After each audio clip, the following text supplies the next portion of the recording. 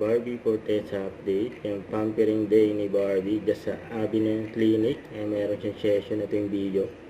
Yung pinayungan pa nga si Barbie. Hi everyone! I'm Barbie Corteza, and after so long, I'm finally back here at the Avignon Clinic. Let's go! Yun o. Grabe puti ni Barbie. Tapos nakaputi pa siya eh. Yung reaction ni Barbie. Opo! Something's different.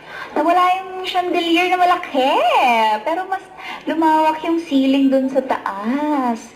Ay, Boobs, high ceiling na yan siya.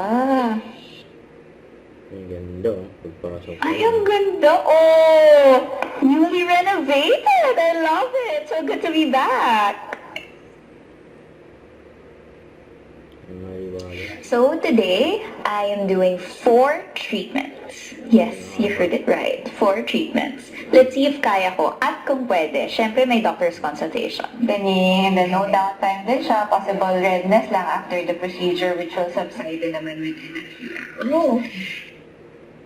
Yung session ni Barbie. Sabi ng silk. Ay, grabe. I really needed this. Kung naririnig niyo, di ba parang umiinom yung skin ko? Niinom niyo yung vitamins na ni-infuse ni ate. So, this is my self-care moment talaga. I missed this. Yung puti sa pista si Barbie. Baby Next, face. Exodus.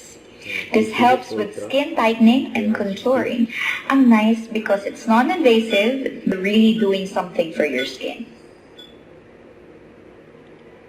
Yan yung pangalawang session niya. Third is Zerf AI treatment for skin tightening and lifting. This is perfect if you want that firm, lifted look. Very fresh, very snatched. Mare, dito na ako, finally. Sir Chris, I'm here. Julian San Jose Challenge accepted na nga talaga. Yun o. Yan yung pangatong session. And lastly, sweat socks for my underarms. Perfect, especially when you're always on the go, taping, working, and if you want to feel fresh and confident. Para hindi pawisin ng atake. Yun o. Hindi pawisin si Barbie. 4 treatments in 1 day? Done! Avignon Clinic, grabe kayo. Sobrang thank you talaga for pampering me and for spoiling me today. To my fellow Avignon ambassadors, china-challenge ko kayo, how many treatments can you do in 1 day? See you here at Avignon.